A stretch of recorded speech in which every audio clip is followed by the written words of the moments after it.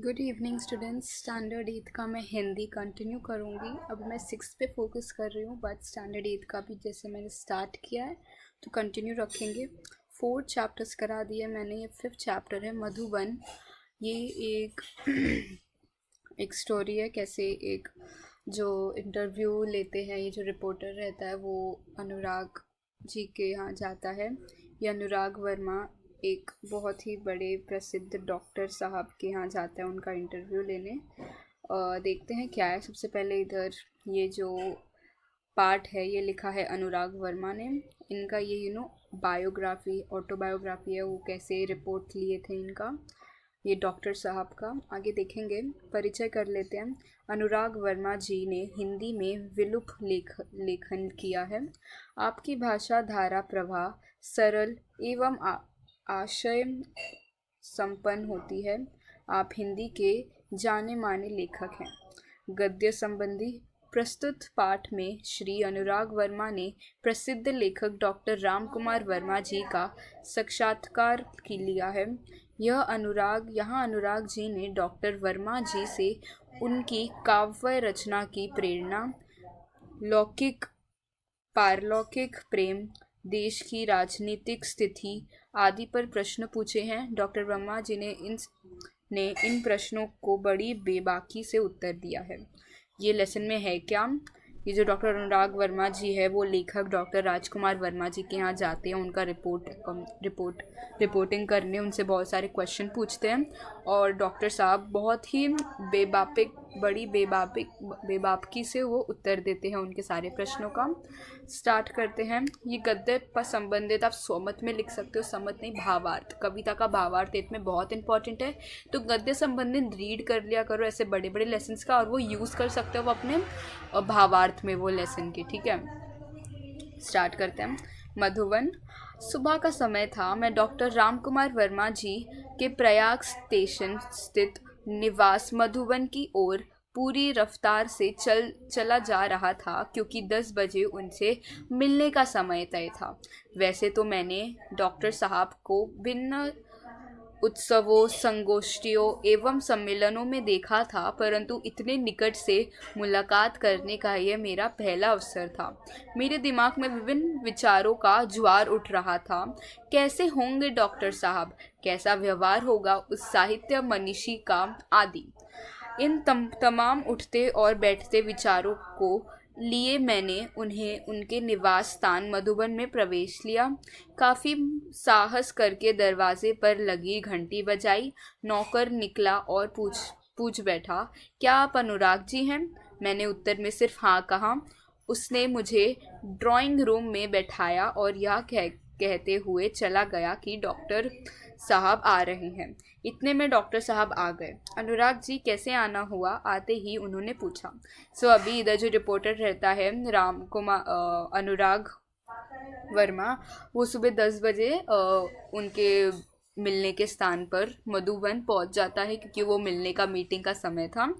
और जाते समय उधर उनके दिमाग में बहुत सवालों के ज्वार उठ रहे थे, बहुत सारे सवाल उठ बैठ रहे थे। कैसे होंगे वो इतने बड़े प्रसिद्ध कवि लेखक, कैसा उनका व्यवहार होगा। वैसे तो अनुराग जी ने उन्हें बहुत, डॉक्टर साहब को बहुत उत्सवों में, इवेंट्स में देखा था, पर निकट मतलब इतने पास से वो पहली बार उनसे मिलने जा रहे थे। तो वो पहुँचे उनके दरवाजे पर। उधर एक काम करने वाला उनको पूछता है कि आप अनुराग जी हैं? तो जब वो हाँ बोलता है तो उन्हें ड्राइंग रूम में बैठाकर चला जाता है, और फिर वहाँ डॉक्टर साहब आ जाते हैं, राम कुमार वर्मा जी। देखते हैं अभी वो जैसे ही डॉक्टर साहब आते हैं, राम कुमार वर्मा जी, वो उनसे पूछते हैं अनुराग जी कैसे आना हुआ आपका? अब वो वापस उत्तर में बोलते हैं, मैंने कहा डॉक्टर साहब कुछ प्रसंग जो आपके जीवन में से संबंधित है और उनसे आपको जो महत्वपूर्ण प्रेरणाएं मिली हैं उन्हीं की जानकारी हेतु आया था। तो वो बोलते हैं कि आपके जीवन में जो महत्वपूर्ण इवेंट्स, प्रसंग हुए हैं, उनसे संबंधित कुछ महत्वपूर्ण आपको जो उनसे सीख मिला है, लेसन मिला है, वैल्यू मिला है, उनके बारे में कुछ जानकारी चाहिए थी। आपको मैं कुछ प्रश्न पूछूंगा, उसका जवाब दे देना, आपके जीवन से संबंधित है। डॉक्टर साहब ने बड़ी सरलता से कहा, अच्छा तो फिर पूछो। प्रश्न। डॉक्टर साहब, काव्य रचना की प्रेरणा आपको कहाँ से और कैसे प्राप्त हुई? इस संदर्भ में कोई ऐसा प्रसंग बताने का कष्ट करे जिनसे आपको जीवन में अंतरंग पहलुओं को महत्वपूर्ण मोड़ दिया हो। उत्तर। पहले तो मेरे जीवन में समाज की अंध व्यवस्था के प्रति विद्रोह अपने आप ही उदित हुआ। सन 1921 में जब मैं केवल 15.5 वर्ष का था, गांधी जी के असहयोग आंदोलन में पारिवारिक एवं सामाजिक व्यवधानों से संघर्ष करते हुए मैंने भाग लिया। उसे समय स्कूल छोड़ने की बात तो सोची भी नहीं जा सकती थी, मगर मध्य प्रदेश के अंतर्गत नरसिंहपुर में मौलाना शौकत अली साहब आए और बोले, गांधी जी ने कहा है कि अंग्रेजी की तालीम गुलाम बनने का एक नुस्खा है। तत्पश्चात आवाज़ तेज करते हुए कहने लगे, है कोई माई का लाल जो कह दे कि मैं कल से स्कूल नहीं जाऊं? मैंने अपनी माँ के आगे बड़ी ही श्रद्धा से स्कूल न जाने की घोषणा कर दी। सभी लोग सकते में आ गए। बात भी अजीब थी कि इन दिनों एक डिप्टी कलेक्टर का लड़का विद्रोह कर जाए। अभी पहले पूछा कि ये जो काव्य रचना का आपको प्रेरणा, आपको इंस्पिरेशन किससे मिला कि आप ये काव्य रचना लेखक के लाइन में आया, वैसा पूछा। तो डॉक्टर साहब ने बोला कि पहले तो मेरे जीवन में मैंने सबसे पहला क्या बोलते हैं, जो वो था राजनीतिक स्थिति में, जब उधर एक इंडिपेंडेंस का जब वो चला तो गांधी जी ने असहयोग आंदोलन किया था, प्रोटेस्ट किया था, उसमें सबसे पहला भाग लिया था जब वो 15 साल के थे। उन्हें ऐसा बताया, गांधी जी ने बोला कि जिनको भी चाहिए वो सब आओ प्रोटेस्ट में।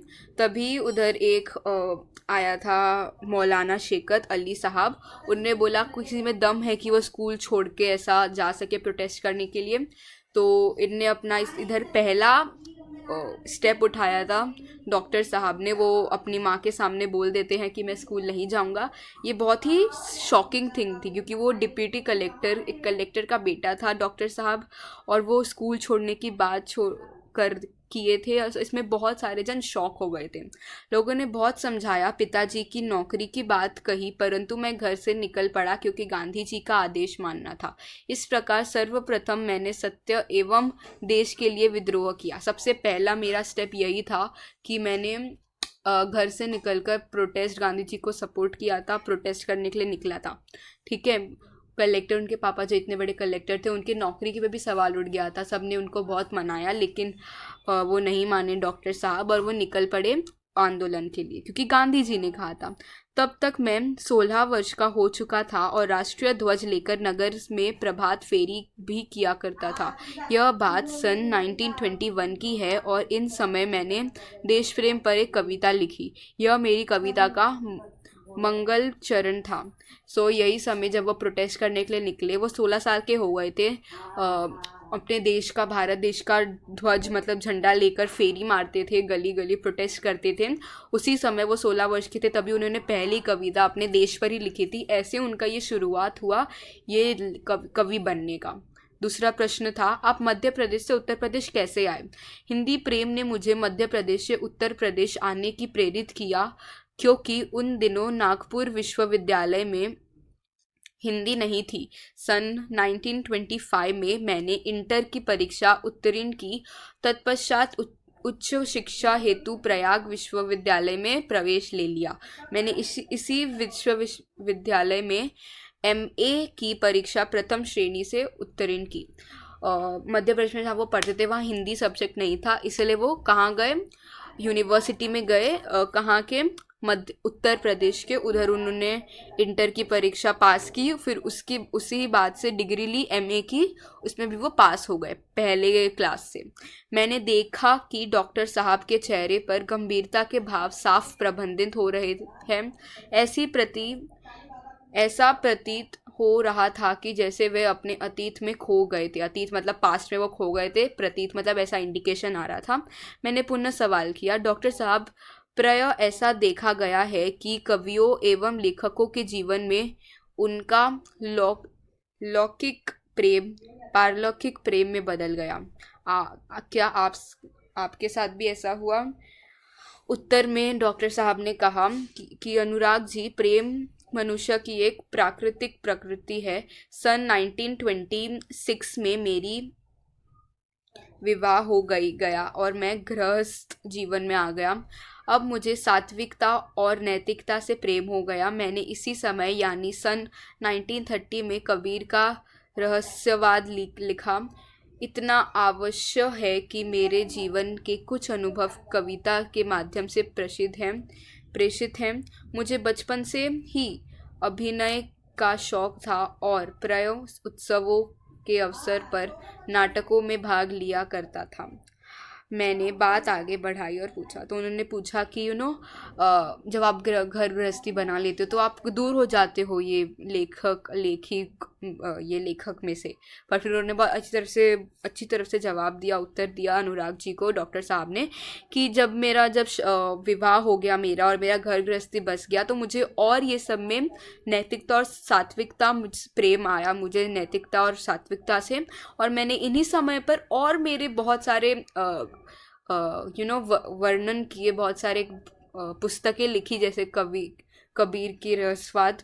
तो ऐसा उन्होंने उत्तर दिया। लास्ट प्रश्न था, डॉक्टर साहब, देश की राजनीतिक स्थिति के बारे में आप क्या राय है, आपकी क्या राय है, आपका क्या कहना है हमारे देश की पॉलिटिकल स्टेट के ऊपर? तो उत्तर में बोला, मैं राजनीतिक से हमेशा दूर रहा क्योंकि आज की राजनीति में स्थिरता का अभाव है। यद्यपि मैं नेहरू जी, शास्त्री जी, इंदिरा जी एवं मोरारजी भाई से मिल चुका हूँ और इनसे मेरा परिचय भी है, परंतु मैंने राजनीति से अपने आप को दूर रखा है। मुझे राजनीतिक में कोई रुचि नहीं है। मैं साहित्यकार हूँ और साहित्य चिंतन में विश्वास रखता हूँ। इतना कहते ही डॉक्टर साहब ने घड़ी देखा और बोला, अनुराग जी, मुझे 11:30 बजे एक कार्य में जाना है। तत्पश्चात उन्होंने मुझे एक कुशल अभिभावक की भांति आशीर्वाद देते हुए विदा किए। लास्ट क्वेश्चन में वो जवाब देते हैं कि मैंने दूरी बना के रखी है पॉलिटिक्स से हमारे देश की। यद्यपि मतलब पास्ट में मेरे बहुत सारे दोस्त थे, मैं मिल चुका हूँ नेहरू जी से, शास्त्री जी और बहुत सारे जन से, उनका मेरा परिचय है, परंतु मैं एक साहित्यकार हूँ, मैं एक राइटर हूँ, मैं एक कवि हूँ और मैं उनमें ही विश्वास करता हूँ। ये सब में मेरा कोई इंटरेस्ट नहीं है राजनीतिक में। ऐसा बोल के वो विदा लेते हैं कि अब मेरा टाइम ख़त्म होता है, मुझे जाना है कार्य में। और ऐसे ही ये अपना इंटरव्यू इधर ही ख़त्म करते हैं। इसमें जो डॉक्टर साहब हैं उन्होंने आप वो कैसे ये सब घुसे, ये कौन से ये जो प्रोफेशन है, कौन सा प्रोफेशन है साहित्यकार में, कवि में, वो कैसे बने, प्रोटेस्ट किए वो और बहुत कुछ, ये सब में वो कैसे घुसे, उनकी पढ़ाई के बारे में उन्होंने बताया, राजनीतिक के बारे में बताया, घर गृहस्थी के बारे में बताया। उन्होंने बहुत ही सुंदर वर्णन किया गया है ये रिपोर्टर में। हार्ड वर्ड्स है, बहुत न्यू वर्ड्स आप लोग सीखोगे। शब्द वाटिका देख लेते हैं। संगोष्ठी, किसी विषय पर विशेषता का चर्चा, तालीम, शिक्षा, उपदेश, मुहावरे, ज्वार उठना, विचारों का हलचल, सकते में आना, घबराना, अति भयभीत होना। सब सकते में आ गए जब डॉक्टर साहब ने बोला कि मैं स्कूल छोड़ूंगा। ठीक है, इधर ये लेसन ख़त्म होता है। 2 पेज का लेसन है, रीडिंग करो, बहुत अच्छे से आ जाएगा, इजी लेसन है। Thank you for watching.